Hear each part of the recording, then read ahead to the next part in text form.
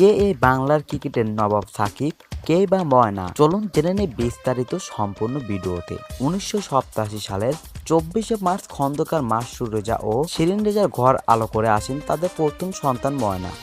আর 10টা ছেলের মতোই বড় হচ্ছিল ময়না। তার বাবা খেলতেন ফুটবল, তাই তার ইচ্ছা ছিল ছেলেও খেলবে ফুটবল। নিজের জাতীয় দলে খেলার স্বপ্নটা পূরণ না হলেও ছেলেকে দিয়ে স্বপ্ন পূরণ করতে চান তিনি। কিন্তু একই ছেলের টান যে সেই ব্যাট আর সেই ছোট্ট বলের দিকে। ছেলে বড় হচ্ছে, স্কুলে যাচ্ছে, লেখাপড়া করছে, কিন্তু মনটা তার সবসময় ক্রিকেট ক্রিকেট করে। কিন্তু বাংলাদেশের আর 10টা বাবার মতোই তার বাবাও চাইতেন ছেলে লেখাপড়া করে বড় চাকরিজীবী হবে।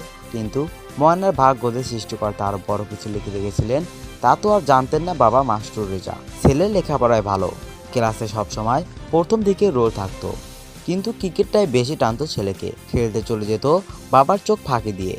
এই জন্য বাবার হাতে কত পিটুনি তো খেতে হয়েছে তাকে। তবুও থেমে থাকেনি ছেলেটি। ক্রিকেটের প্রতি অদম্য অনুরাগ থেমে থাকতে দেয়নি তাকে।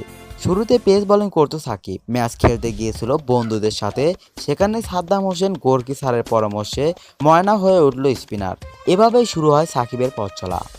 মাত্র 15 বছর বয়সে অনূর্ধ্ব-19 ক্রিকেট দলে সুযোগ পেয়ে যান। তার এই অলরাউন্ডার কীর্তিতে শ্রীলঙ্কাকে হারিয়ে সিরিজ চ্যাম্পিয়ন হয় বাংলাদেশ। অসামান্য এই কীর্তিতে সুযোগ পান জাতীয় দলে অভিষেক ঘটে জিম্বাবুয়ের বিপক্ষে। প্রথম খেলায় ব্যাট হাতে করেন 30 বলে 30 রান। ক্রিকেট বোর্ডের সঙ্গে এই বছরে চুক্তিবদ্ধ হন সাকিব। তার টেস্ট অভিষেক হয় পরের বছর 2007 সালে। মাত্র 22 বছরে বাংলাদেশের সর্বকনিষ্ঠ ও বিশ্ব ক্রিকেট ইতিহাসের পঞ্চম কনিষ্ঠতম অধিনায়ক হন সাকিব।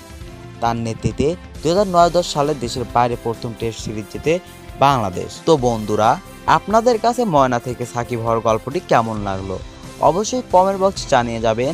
আর আমার চ্যানেলটিতে প্রথম হলে অবশ্যই চ্যানেলটি সাবস্ক্রাইব করে আমার পাশে থাকবেন।